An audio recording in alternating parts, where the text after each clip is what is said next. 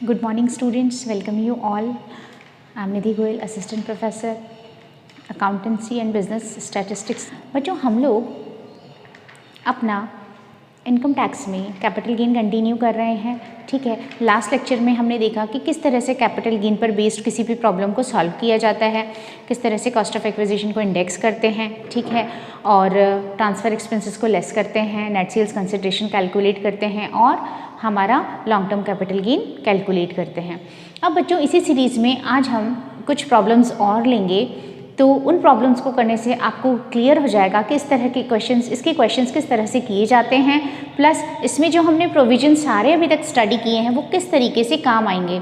आपसे मेरी ये एडवाइस है कि आप जो पहले वाले प्रोविजंस के लेक्चर्स हैं उनको दोबारा से देखिएगा, बार बार, मतलब कम से कम 2 बार या 3 बार आप उन लेक्चर्स को देखिए, उसके बेसिस पर अपने नोट्स बनाइए और उन नोट्स को बार बार स्टडी कीजिए ताकि ये प्रोविजंस आपको लर्न भी हों प्लस आप उनको यूज़ भी कर पाएँ। जितने आप क्वेश्चंस प्रैक्टिस करेंगे उतना ही आप इन प्रोविजंस को और अच्छे से मगअप कर पाएंगे, ठीक है। तो देखिए हम एक प्रॉब्लम और लेते हैं आज। श्रीमती कमला purchased certain jewelry for rupees 1,30,000 on 10th August 2005, ठीक है। उन्होंने 2005 में एक ब्रोकर के थ्रू एक ज्वेलरी खरीदी जिसे कि 1,30,000 उसके लिए पे किया और 3,000 रुपये उसके लिए ब्रोकरेज दिया, फाइन।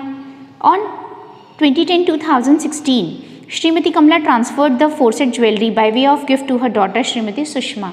इन्होंने क्या किया, 2016-17 में इसे अपनी डॉटर को ट्रांसफ़र कर दिया, ठीक है। सेक्शन 49(1) आ गई। The fair market value of set jewellery as on 2010-2016 was 8,60,000। जिस दिन इन्होंने ये ट्रांसफ़र किया ना, उस दिन इस ज्वेलरी का फेयर मार्केट वैल्यू कितना था, 8,60,000। Shrimati Sushma sold this jewellery on 15/6/2019 for rupees 12,50,000। उनकी बेटी जो श्रीमती सुषमा हैं, श्रीमती सुषमा ने क्या किया, उस ज्वेलरी को 2019 में 12,50,000 में सेल कर दिया। इसका मतलब जिस ईयर में सेल किया जाएगा उसी में कैपिटल गेन अराइज होगा, तो हमारा प्रीवियस ईयर जो 1920 है उसी में कैपिटल गेन होगा जिसका सेल्स कंसिडरेशन 12,50,000 है। Compute the amount of capital gain arising to Shrimati Sushma for the assessment year 2021। The cost inflation index for the years are rupees 10, ठीक है, कोई प्रॉब्लम नहीं है। बच्चों इसमें कौन सा फंडा काम करेगा, इसमें बेसिकली आप देखिए गिफ्ट की फॉर्म में मिला है जो भी मिस सुषमा है उनको, तो गिफ्ट की फॉर्म में मिलने पर इसमें सबसे इम्पॉर्टेंट पॉइंट है कि जब आप उसकी कॉस्ट को इंडेक्स करेंगे ना, तो कॉस्ट तो सबसे पहले प्रीवियस ओनर की कॉस्ट आएगी। प्रीवियस ओनर की कौन सी कॉस्ट आएगी, पहली बार उसने जब उसे एक्वायर किया था। यहाँ ध्यान दीजिए, ये सिर्फ कंफ्यूज करने के लिए दिया है कि जिस दिन उन्होंने ट्रांसफ़र किया उस दिन उसकी कॉस्ट 8,50,000 है। नो, हमें इससे कुछ काम नहीं है। इनकी मदर ने पहली बार जब ये ज्वेलरी खरीदी थी वही कॉस्ट हमको लेनी है। दूसरी चीज़, जब हम इसे इंडेक्स करेंगे तो ऊपर तो ईयर ऑफ ट्रांसफ़र हमारा 29 फिक्स है, लेकिन नीचे क्या आएगा, नीचे कौन सी ईयर का इंडेक्स हम लेंगे, जिस ईयर में पहली बार इन्होंने ये एसेट एक्वायर की थी, है ना, ये ज्वेलरी खरीदी गई थी सबसे पहली बार। अगर ये 2001 के पहले का है तो 2001 का 100 आ जाता है इंडेक्स, और अगर 1 के बाद का है, जैसे इन्होंने 2005-06 में खरीदी है तो 5-6 का इंडेक्स आ जाएगा, ठीक है। तो देखिए इसको सॉल्व करते हैं।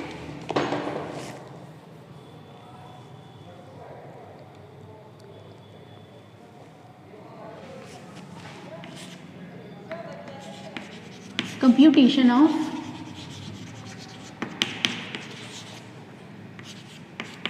Long term capital gain of Mrs, जो भी इनका नाम है, मिसेस सुषमा, है ना, सुषमा के लिए कर रहे हैं हम, फॉर असेसमेंट ईयर 2021। यहाँ हमेशा मैंने अभी बात की आपसे कि इसमें हम हमेशा असेसमेंट ईयर ही मेंशन करते हैं, है ना। देन उसके बाद देखिए सबसे पहले इनका sales consideration,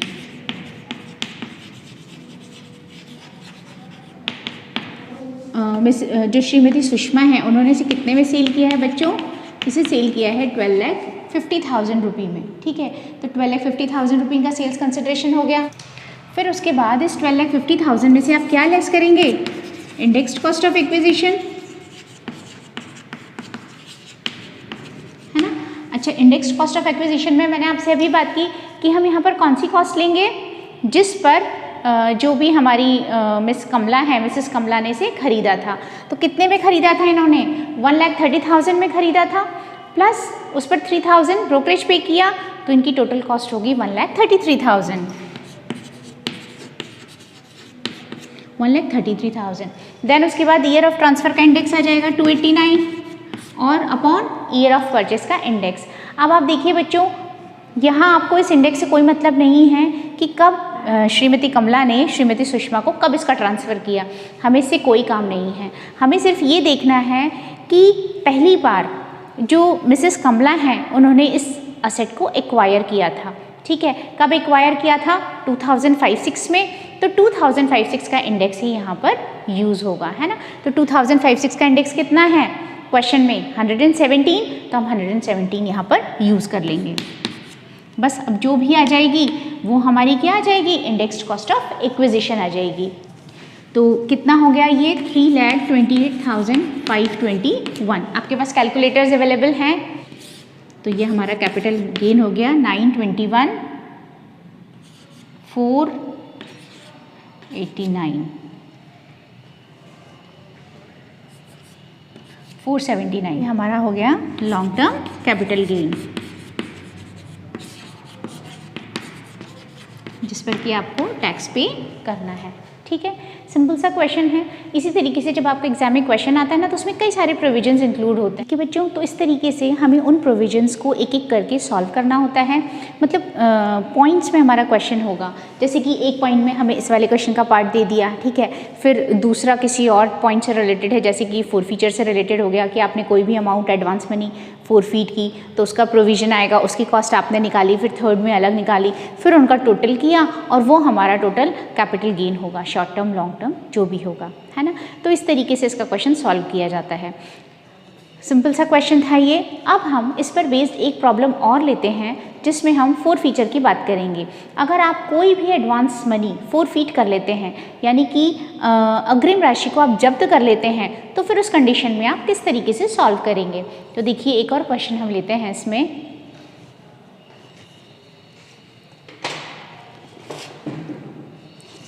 Mrs. Jyoti has acquired a residential house in Jaipur on 1st April 2010 for rupees 44,66,000। 44,66,000 में ज्योति ने अप्रैल 2010, 1 अप्रैल 2010, इसका मतलब 10-11 हो गया, इसमें घर परचेज किया। She decided to sell the same property on 8 May 2012 to mister Ramesh. An advance of rupees 2 lakh was taken from him. उन्होंने डिसाइड किया कि ये मिस्टर रमेश को सेल कर दी जाएगी और इसके बदले में उनसे 2 लाख रुपीज़ एडवांस ले लिया, ठीक है। Balance money was not paid by mister Ramesh and hence Mrs Jyoti had forfeited the entire amount sum. अब मिस्टर रमेश ने बैलेंस अमाउंट पे ही नहीं किया, तो मिसेस ज्योति ने क्या किया, सारा का सारा जो एडवांस था, कितना था, 2 लाख रुपीज़ का, उसे फोरफीट कर लिया, जब्त कर लिया। बच्चों यहाँ ध्यान देने वाली बात क्या है कि ये जो फोरफीचर किया गया है ये 31 मार्च 2014 यानी कि 1 अप्रैल 2014 के पहले किया गया है ना। 1 अप्रैल 2014 के पहले किया है, या फिर मैं से कह सकती हूँ कि 31 मार्च 2014 तक अगर आपने कोई भी अमाउंट फोरफीट किया है तो फिर हम इसे कॉस्ट में से लेस कर देंगे और फिर जो बैलेंस कॉस्ट होगी उसी को हम इंडेक्स करेंगे, है ना। ध्यान रखिएगा, अगर इस तरह का फोरफीचर बाद में हुआ होता 31 मार्च 2014 के बाद, तो फिर हम उसको डिडक्ट नहीं करते। On 1st April 17, she once again entered into negotiation for sale of said property to Mr. Dinesh, received 3 lakh as an advance। अब उन्हें फिर 3 लाख रुपए एडवांस में मिले मिस्टर दिनेश से। अभी 17-18 की बात आ गई। The transfer did not materialized and hence the advance was forfeited. अभी जो ट्रांसफ़र था फिर नहीं हुआ और फिर से अमाउंट फोरफीट कर लिया। अब इसको हम कॉस्ट में से लेस नहीं करेंगे, इसको अदर सोर्सेज में दिखाएंगे, अदर इनकम्स में। On 30th January 2020, she finally sold this house to Mr. Mahesh for rupees 90 lakhs।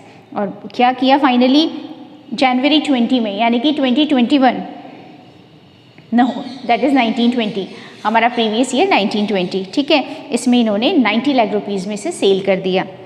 Compute the amount of taxable long-term capital gain for the above transactions in the hands of Mrs. Jyoti for assessment year 2021। Cost inflation indices are these respectively. बच्चों देखिए जिस year में हमने इस amount इसको cell किया ना, जब हम इसकी कॉस्ट लेंगे तो एक्चुअल कॉस्ट जो भी इन्होंने पे की थी मल्टीप्लाइड बाय उसमें से पहले हम क्या करेंगे, 2 लाख रुपये का जो एडवांस इन्होंने 1 अप्रैल 2014 के पहले फोरफीट किया उसको माइनस कर देंगे, जो कि कितना है 2 लाख रुपीज़ है, ठीक है। और जो बात का 3 लाख रुपीज़ है इसे अदर सोर्सेज की इनकम में शो करेंगे, तो यहाँ लेस नहीं करेंगे द वेरी फर्स्ट थिंग।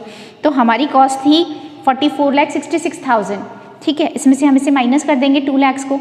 अब जो बचा है उसे हम इंडेक्स करेंगे, तो इंडेक्स करने के लिए ऊपर तो ईयर ऑफ ट्रांसफ़र यानी कि 289 और नीचे हम क्या लेंगे, जिस ईयर में इन्होंने इसे परचेज़ किया है। कब परचेज़ किया है 10-11 में, तो 10-11 का इंडेक्स यहाँ पर आ जाएगा, वो कितना है 167। बस उस अकॉर्डिंग हम इसे इंडेक्स करके और लेस कर देंगे। यहाँ कोई ट्रांसफ़र एक्सपेंसेस मेंशन्ड ही नहीं है, तो आपको समझ आया फोर फीचर का प्रोविज़न। देखिए इसको हम कैसे सॉल्व करेंगे।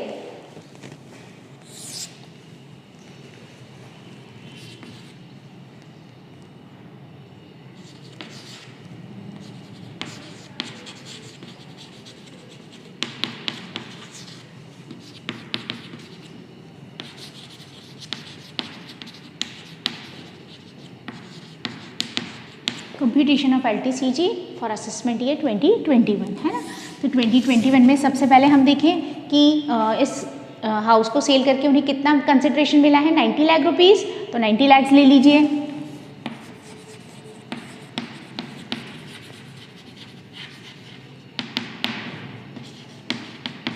₹90 लाख, ठीक है, 90 लाख आ गया। देन इसमें से हम क्या कर दें, लेस कर दें, कितनी परचेज प्राइस,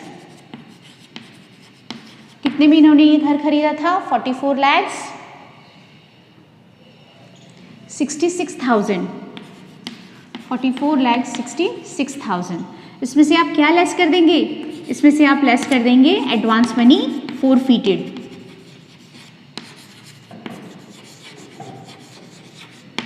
फोरफीटेड बिफोर, ऐसे आप इसे नीचे वर्किंग नोट में भी मेंशन करेंगे, बिफोर 1 अप्रैल 2014, ठीक है। या फिर आप इसकी डेट दे दीजिए इसने जब भी फोरफीट किया है, दैट इज़ वर्थ ₹2 लाख। तो हमारी कॉस्ट यहाँ पर आती है 42,66,000 और इसी को अब हमें इंडेक्स करना है। तो यहाँ पर आप देख लीजिए इंडेक्स्ड कॉस्ट ऑफ एक्विजिशन,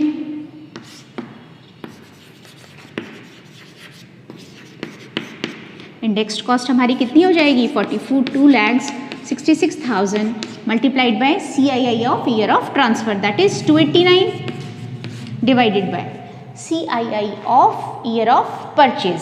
कब परचेज किया इन्होंने 2010-11 में, जिसका इंडेक्स हमें कितना दिया गया है 167। बस आप इसको सॉल्व कर लीजिए, जो भी आई वो हमारी इंडेक्स्ड कॉस्ट ऑफ एक्विजिशन है। देखिए कितना आ रहा है 73, 82, 479, ठीक है।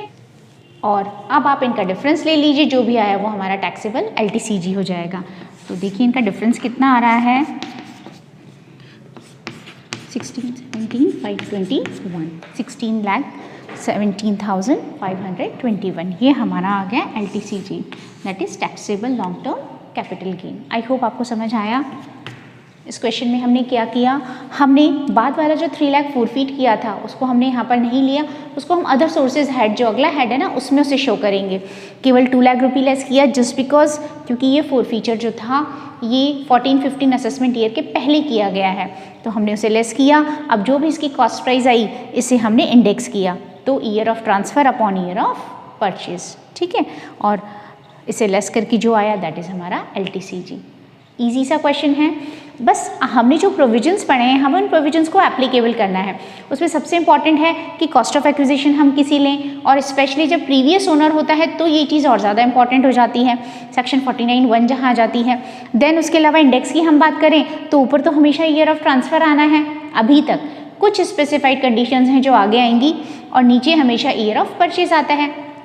अगर 2001 से पहले का परचेज है तो 2001 का इंडेक्स 100 आ जाता है, ठीक है। अगर प्रीवियस ओनर से आपने कुछ भी लिया है, ट्रांसफ़र हुआ है, तो प्रीवियस ओनर ने उसे पहली बार जब लिया था उसके ईयर का इंडेक्स यहाँ पर आएगा। ये स्पेशली आप ध्यान रखेंगे क्योंकि एक्चुअल परचेजेस तभी की गई थी। इस तरीके से इसे ध्यान में रखिए, चाहे किसी से भी मिला है, अगर मुझे ये सेट ट्रांसफ़र हुई है तो मैंने इसे परचेज़ नहीं किया तो परचेज ईयर का इंडेक्स भी मेरे पास नहीं है, लेकिन प्रीवियस ओनर ने तो इसे परचेज किया था।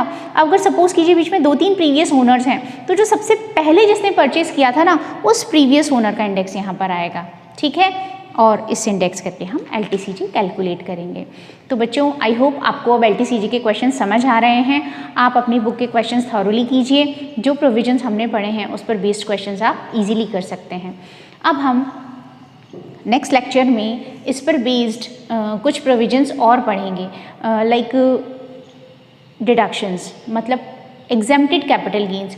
बच्चों कुछ कैपिटल गेन ऐसे होते हैं जो कि पूरी तरह से एग्जेम्प्टेड होते हैं, चाहे आप मतलब उसके लिए कोई कंडीशन नहीं होती है, विदाउट कंडीशन, ठीक है। चाहे आप उसकी कैपिटल गेन के पैसे को रीइन्वेस्ट करें या ना करें, आपको उसकी पूरी छूट मिलती है, वो पूरी तरह से एग्जेम्प्टेड होता है, जीरो टैक्स होता है उस पर। लेकिन कुछ कैपिटल गेन ऐसे होते हैं जिन पर कुछ कंडीशंस एप्लीकेबल होती हैं, कुछ सेक्शंस एप्लीकेबल होती हैं। अगर आप उस कैपिटल गेन को फिर से रीइन्वेस्ट कर देते हैं स्पेसिफाइड कैपिटल एसेट्स में जो उस सेक्शन में दी गई हैं, तो फिर आपको उस पर बहुत सारी डिडक्शंस मिल जाती हैं। उस डिडक्शन का क्राइटेरिया भी फिक्स है।